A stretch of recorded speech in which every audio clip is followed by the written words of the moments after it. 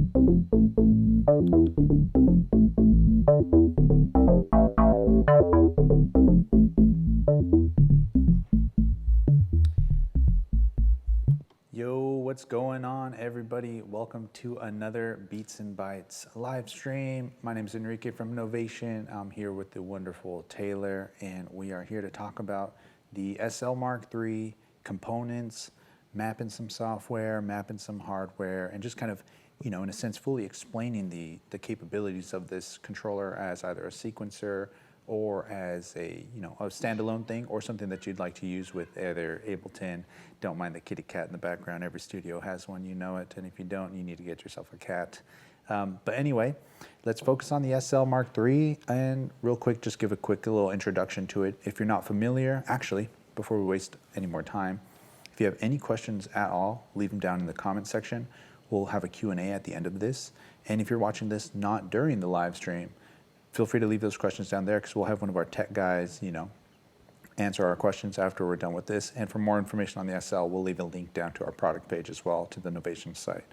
All right, the SL MkIII. It's a hardware software MIDI controller with a built-in 8-track sequencer. It's got a ton of I/O on the back, 2 CV gate and mod outputs, 2 MIDI outputs, MIDI in, it's got 3 pedal inputs, has an analog clock output. A lot of these things can be assignable. It's also got the USB port, so we got it running into Ableton right now. I got the MIDI going into the siren over here. You got 8 faders, a bunch of buttons. They have different banks. You also got different banks of the 8 knobs. You got velocity sensitive as well as aftertouch on the pads, as well as the keys, which is also really nice. You can map that stuff to whatever you need it to be. As you can see here, we got a bunch of different tracks. And in these tracks, we can assign different templates to things. And within those templates, it's essentially kind of signing up these knobs or faders or pads or buttons to do different things to hardware stuff, like the siren here. And that's really it when it comes to the SL. I mean, we can go super duper deep into it if we really wanted. You got different pattern modes. You can say, play the pattern forward or backward, or different sync rates per patterns. The patterns are 16 steps each, but you got 8 patterns, which you can tie together to create 8-bar patterns. Sessions, which holds a bunch of different stuff. I mean, the SL does so much, and when you pair it with something like Ableton as well, you can take full in control, hitting the same control button right here, of Ableton. And we'll get into that in a second. But right now, let's kind of focus on components, which is kind of where the brain gets its ideas and stuff of what it's going to be doing for you. So if we jump over to the laptop, in here, basically, I got components loaded up, right? So this is components.novationmusic.com. Anybody can go on this and basically browse around. And what's great about this is I can actually do a lot of stuff in here without my SL even plugged in, and then just drop this as the whole file onto the SL, and it'll load up. So when you first come to SL, or when you first come to components, it'll kind of look like this. You got this drop-down menu right here where you can select what product you want to check out. But for us, we're going to be focusing on the SL MkIII. You have My SL, the template editor, firmware, and help. When you click on My SL, it's essentially just this page here where it shows you your sessions. And in your sessions, you got 64 sessions. And what a session is the session is basically going to hold all your pattern data, your templates, and basically your song, what your song is doing and how the patterns play. And again, you have 64 of those. Here you can rename them, you can recolor them, and basically, you know, oh, this is this part of the song, and then it's going to go into orange or whatever, and this song is called that, and this song is called this. So, and then you can just send all this stuff either as a single session or all the sessions over to the SL. If we hit this here, we're going to be looking at our templates. And what are templates? So what a template is like I was saying on the SL where it has a ton of knobs. If we take a look at the SL, you can see that the SL has basically you know, the 8 knobs, the 8 faders, the bunch of buttons and a bunch of pads, and all this stuff can be mapped to different things and to do different things, which is great. So when we're looking here, we can see what templates Novation has already made. We have a TR-8S, Octatrack, Peak, Sub 37. So we have a ton of other people's products as well, because we know nobody has an all Novation studio. That's just, you know, not feasible. I mean, you can, but there's a lot of really fun stuff to use out there. So if I hit this browser here, we can look at different packs that Novation has made. We got the factory pack, or you can look at your own packs that you've backed up. And the reason we do this here in Components is so that you can, at any moment or any time, whether you're down the street or on the other side of the world, you can back up your SL, your base station, your circuit, or whatever it is onto here without having to worry about saving that file and keeping track of it on your computer. And you can just drop it down onto any circuit, any SL, or any base station, or any peak. So say you're traveling, you want your stuff, borrow somebody's SL, and you got all your stuff right there that you can pull up right here. You can save this as an individual pack, share it, and send it to people and whatnot. This, you know, it works really well with circuit too, because you got all your samples and stuff like that. So let's dive into what a template is and map some hardware. So if I go over to the template editor, yes, I want to leave this page. We get an in-depth view of basically every part of the SL, from the wheels to the pedals to the pads, the buttons, the faders, and the rotary controls. So this is where we build our templates. And what's cool here is if I go to this browser section here and I click user ones, I can go and look at my Siren one. So I made this one earlier, Siren. Here I got the filter frequency. I know that the CC is 19. Any, you know, good synth or reputable company or whatever will have the Midi CC number, which is a control change number, in the back of their manual. So I just literally got the downloaded the manual for the Siren on Moog's website, scroll all the way to the bottom, and they got a Midi like appendix basically. And in there it says, if you want to control the filter frequency, you're going to use Midi CC 19. It's going to be 7 bits, and it accepts these values from 0 to 127. But what's cool here is you can also change the resolution. So if I want finer control over the filter frequency, normally this is set to 360, but I set it to 720 just to kind of make it even harder for me to turn the knob all the way up quickly. So this allows me for smoother sweeps essentially and a little bit more control over how it works. You also got absolute or relative depending on where the knob position it currently is. It'll kind of like be the bias of that point. And same with pivot. So pivot is exactly what I just said, which is the bias point. Basically, at where's the middle? You can have the middle at, you know, 9 o'clock or 10 o'clock, and then from there have a whole different range above that. So that's kind of cool too, when you know that you don't really ever use anything below the value 20, but you still want to hit 0. So in here, this is kind of where you set up what you want for different things. So I did filter frequency, filter resonance, filter envelope amount, the filter velocity amount depending on the keys. And what's cool about this is that this isn't a readily accessible knob turn or value on the Siren itself. So not only did I map some stuff that's pretty, you know, essential when it comes to performing or using or sound design on a smaller compact desktop synth like this, I added stuff, for example, like the glide rate, or how whether glide is on or off, or key sync for the oscillators. These are, again, are either shift values or just not even available on the hardware itself. These are all things that I would need to plug into a computer, open up the editor, and edit from the laptop onto the siren and then bounce it on there. When we go and look at the faders, I've done the attack, the decay, and the release time on one fader because that's how it's set up on the siren with its knob. It can't be separated. I wish it could. Sustain, and then the VCF attack. So this is basically the filter envelope. And then what's cool is I did decay switch. So check this out. You could probably look at the siren right now. Normally, to change the decay or the delay time, I would have to move this knob, set it, hit this button, and then do it again here. But here I have this fader being on or off of the siren. And you can see it's off here, on there. So then this is the decay for the envelope, and then this is the decay for the VCF. And you can see it shows up here on the screen. So I can say, cool, set the decay here, or set the decay there. Now I'm changing the release time, all from just the SL right here. And same with this. Let's do decay maybe right around here, and then I'll set the release to, I'll set the release to maybe there. So the fact that I can have a little switch here and control things on hardware, whether it's switches or not, and it's a button there, but I can turn it into a fader here, is really unique because you can kind of just set it up the way you want it to be. Back on components, other cool thing that I was messing around with was in the buttons, I can do program changes. This is one thing, I love the siren, but this is the one thing that I was a little bummed about was changing programs. It's a little difficult. So here I can actually select a button and pair it with the button next to it and select increase or decrease and by how much, right? So it's gonna go increase by a single step. So I have a program change going down and then up for the siren just by hitting these buttons here. And you can see my siren kind of jumping around a little bit. So not only am I able to set these as increase or decrease, I go over here and I say, I want this button, button 8, to be a toggle for my LFO sync, right? You have momentary, toggle, increase, decrease, and trigger.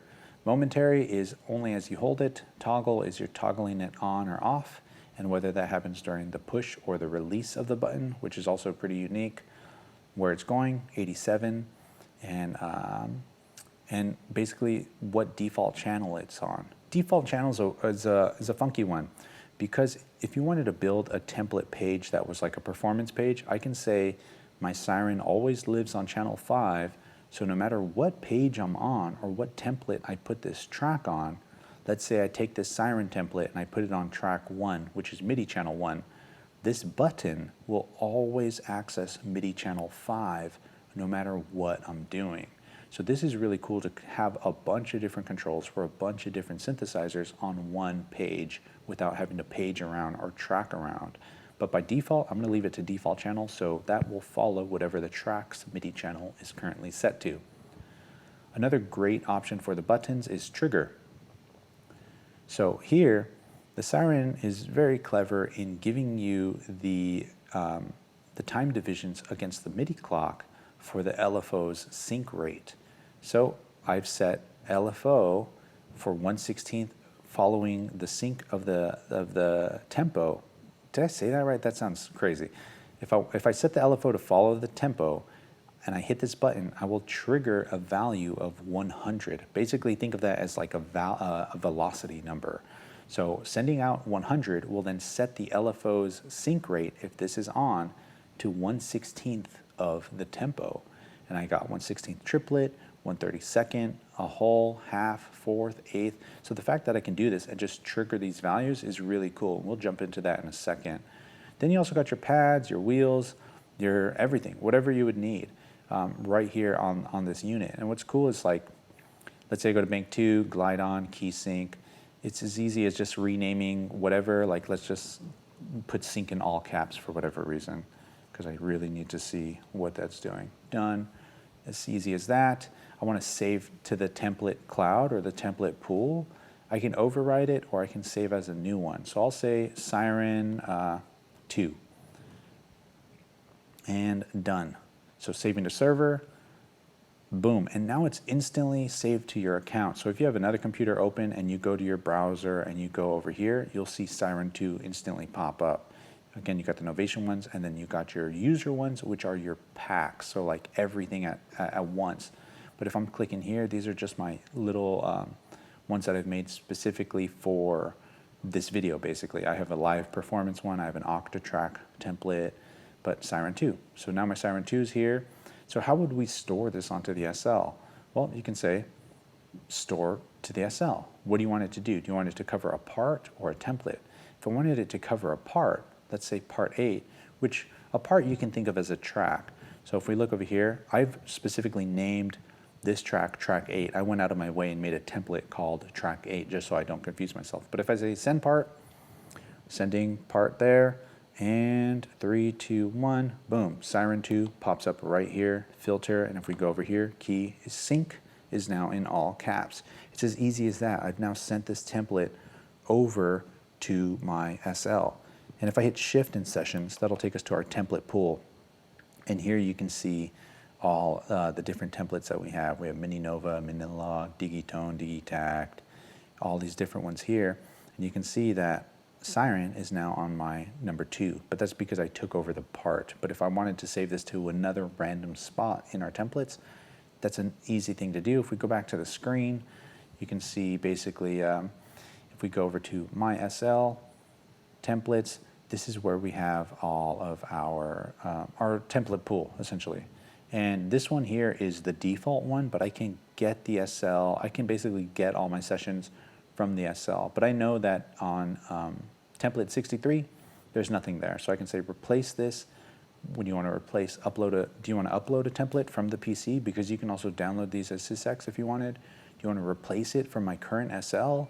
Or do I want to replace it from the template pool? That's what I want to do, Siren 2. So 63 is now Siren 2. Let's send that to template 63. Send, bam, it's here. So I just performed the same thing twice, but with 2 different, I guess you can say, techniques. So now we have Siren and Siren 2 right above it. And same with this one, I can go and set this to Siren 2. And that's how you set the templates. You just select the track and you go and you can change it and now it's there. So looking at Siren 2, I got my program changes. Got my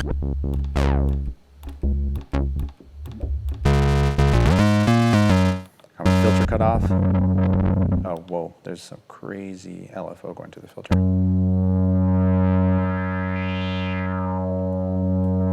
Got envelope for my filter. And I can affect that envelope, which is controlling the filter here.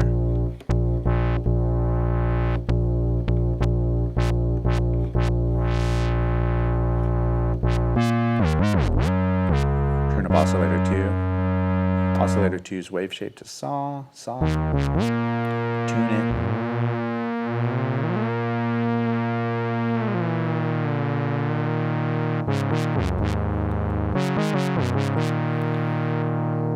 And if I press play, I got this really ugly sequence that I'm going to clear out and make a new one. Let's see.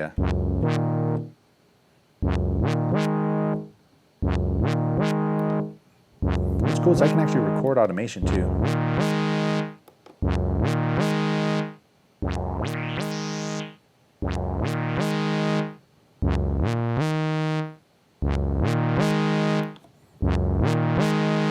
Maybe change the, did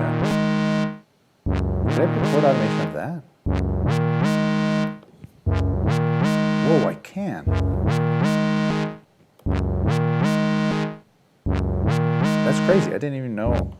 Wow, so, okay, cool. Sorry, I just discovered, I never thought of automating just clickable buttons on a hardware synth. That's cool.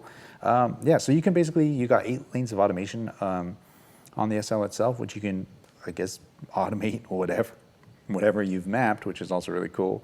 That also applies to the faders. You can basically record the automation of you moving the decay or the release or the sustain. And all this stuff gets saved within the SL, completely standalone, which is awesome. So let's talk about some software. I'm gonna go ahead and turn the VCA down of the Siren here, jump over to track 2, and I'm gonna jump over into Ableton. So I got my Novation V Station, right? And let's, you know what, this one's not that bad. So we're not listening to Siren at all right now. This is just the V station. And if I hit in control mode, I'm now looking at Novation's in control of Ableton, area, essentially.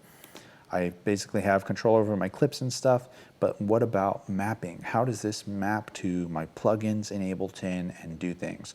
So by default, if I go and I grab a, let's say, where is it at? An analog, right? Just a normal Ableton plugin that comes with Ableton. By default, you have every parameter that you can possibly move on the device mapped to these 8 knobs across the pages, which is really, really, really cool because you're not just stuck to 8 knobs, you have a ton of different pages, right? Let's see, I have a bunch, where is it? Low pass 24, resonance. And what's cool is I can actually take use of the sequencer,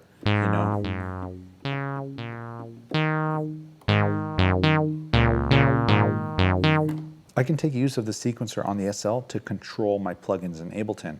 But if I'm in control and I select the V station and I change my monitoring, how come nothing pops up, right? It's a third-party plugin.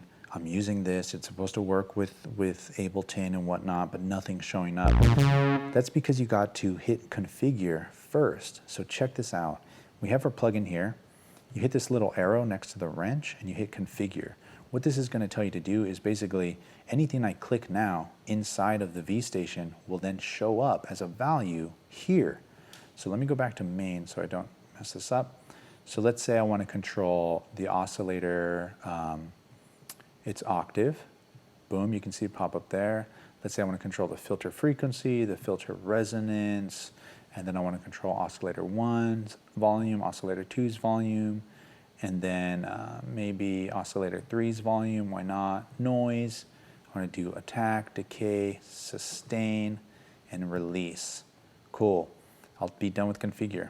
And if you got an eagle eye, you'll probably notice that this populated as I set up these mappings in Ableton. So with looking at the devices here, you can see, look, I got my octaves, my filter frequency, resonance, octave 1, octave 2, oscillator 3, and noise, all right here, ready to go from this configuration page. So now when I move this stuff here, you can see that it's taking control. I don't know why I'm pointing at the screen. You can see that I'm using the mouse now. You can see that the filter frequency is moving when I move this, or the resonance, or the oscillator volumes, and all this stuff is now just permanently mapped. So the other concern that some people run into is that when they close the V station, this whole configuration gets lost. But check this out. I just found this out the other day. If I right click this, I can say save as default configuration. Yes. So now, anytime I grab the V station from my plugins right here, put that here, boom, it's all right there, and it all instantly pops up here. So once you set it, you can just forget it. It's super simple. Once you've done it once, you don't have to worry about it doing it again. And the great thing is that this goes and translates across any of the other the plugins that you may be using. You can see that the presets or program changes within that plugin, you can see that all the knob values are already changing on the screen, jumping to the value that's set in that plugin. So if you have another plugin like Siren or any other popular plugin, Massive, just set them up, save it as default, so anytime you drop it in, you're good to go. You got all your stuff right here. Oh, that one's kind of cool.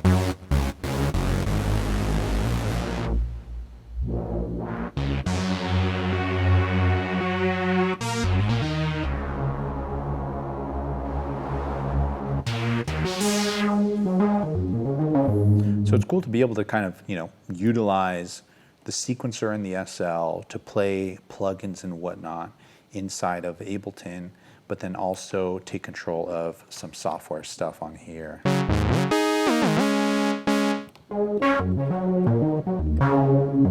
So now I'm playing basically two different things. I got the scale modes on here, turn my scale mode on, so now I don't have a wrong note. Hopefully this sounds okay. Totally does not, but I didn't mean for them to, so excuse. But essentially that's all it really takes to map this to software. And another really kind of crazy thing, if you really wanted to take massive advantage of your plugins, a lot of plugins actually accept MIDI CC values. So for example, the vStation, if you go onto the user manual of the vStation, you have MIDI CCs, which you can use and actually add into here and save it as a vStation template on your SL. So if I go here and I go to vStation, these I can easily map. You can see that it's completely empty. I forgot to save it. These you can actually map to the CCs that the plugin has already set for itself. So that way you can use the faders, you can use the buttons, you can use the grid, you can use the 2 banks of 16 knobs as well, record automation for your plugins, and have all your plugins running with your hardware and your software and really just tie it all together. And when you really want, you go back into here, you hit record on one of the pads, you're tracking all that stuff in, or you even got your capture button and whatnot. So now I did that. Let's see if it actually recorded. Yeah, it did. So look, it just captured all of my terrible playing and my terrible sequence from earlier and just dragged it into here with the click of a button. So the fact that you can use SL to kind of tie all that stuff together, it's really awesome. And then just again, trying to take full advantage of components. It does look like a lot to take in at once, but it's just because the flexibility that we've given with the 49 SL Mark III and the 61, it's just like it has so many outputs and so many different options. It's like, well, just mold it into your perfect MIDI controller as opposed to one you just have to buy off the shelf and hope that it works. It's like this can be whatever you want it to be. On mine, I was going to bring my Octatrack. I didn't want it to be too complicated, but the Octatrack, each track receives MIDI on a separate channel. So I've done MIDI channel 1, amp volume, MIDI channel 2, amp volume, MIDI channel 3, amp volume. So this is now my mixer section for my Octatrack, and it's all on dedicated channels. So no matter if I'm on my Siren page, I can still control my Octatrack from my Siren page, but these are still controlling my Siren. It's insane. It's like the way you can manipulate this and set it up to, again, just do whatever you need it to do. You got your zones, living in the zones right here, Octatrack here, Siren there, some lead polysynth up here. It's really fun. I mean, I really like the SL. I really hope this kind of helps clarify some of the stuff. Did we get any questions about components? Yeah, so one question here is, can you control a Strymon timeline and Eventide H9? Funny you ask, my good friend, because if I go into our templates right now, we have the big sky already set up. So if I go and look at this, we got the value, the general value for it, the decay time, pre-delay, the mix, the tone, the parameter number 1, parameter number 2, because it kind of changes depending on the mode you're on, and its modulation. And these here also change the express, and see if any of these are all mapped. These aren't. So honestly, anything that can receive MIDI CC messages, this can be mapped to it. So we've already done the big sky. We have another pedal on here too. Yeah, the timeline right there, bam. We haven't done the H9, but I know that does also receive program changes, and it also receives MIDI CC, so you'd be ready to go with this thing too. Oh, I guess another thing about components that I didn't mention is not only does it do CCs, we might as well jump over to it. Not only does it do CCs, but if I hit this little drop-down menu here, you have NRPN, which is great for like Logic and Pro Tools, and I want to say, basically, I know that Ableton doesn't support NRPN. I learned that the hard way because I made an entire template out of NRPN, but I had to go and change them to CCs. Non-registered program number. That's really good for software stuff because you're not interrupting CC messages. It also does note values. You can actually have a rotary dial send out a specific note. Program changes, and then song position. So this is like, again, gets really complicated really fast. 7-bit, 8-bit. I know Siren lives on 7-bit or 14, so I kept it at 7. Again, the amount of flexibility that you have on here, you're good to go. So if we go and look at my buttons again, oh, we're on the vStation, whoops. If we go and look at my Siren buttons, these are set to be program changes, not MIDI CCs. And you can even have it wrap. So when I go to 0, it'll jump to 127. That way I don't hit a bottom. It's just kind of keeps, wrapping around. And you can even change in what steps does it increase or decrease. So this one's -1. Another question is, Can you start and stop a sequencer with a foot switch? Whoa, that's a cool question. I don't know. Let's see. Actually, I don't know. I'm guessing you mean this sequencer specifically. I don't think you can. Poly, aftertouch, channel pressure, program change. The foot switch is momentary, toggle, increment, decrement. Yeah, that's a really good question. I'm not sure. We'll have one of our guys get back to you in the chat after this video, hopefully. But yeah, I mean, that'd be really cool to just, yeah, that's a cool idea. Because I want to say yes. You would just have to figure out the transport if that lives on a CC, but I'm just not too sure about that, to be completely honest.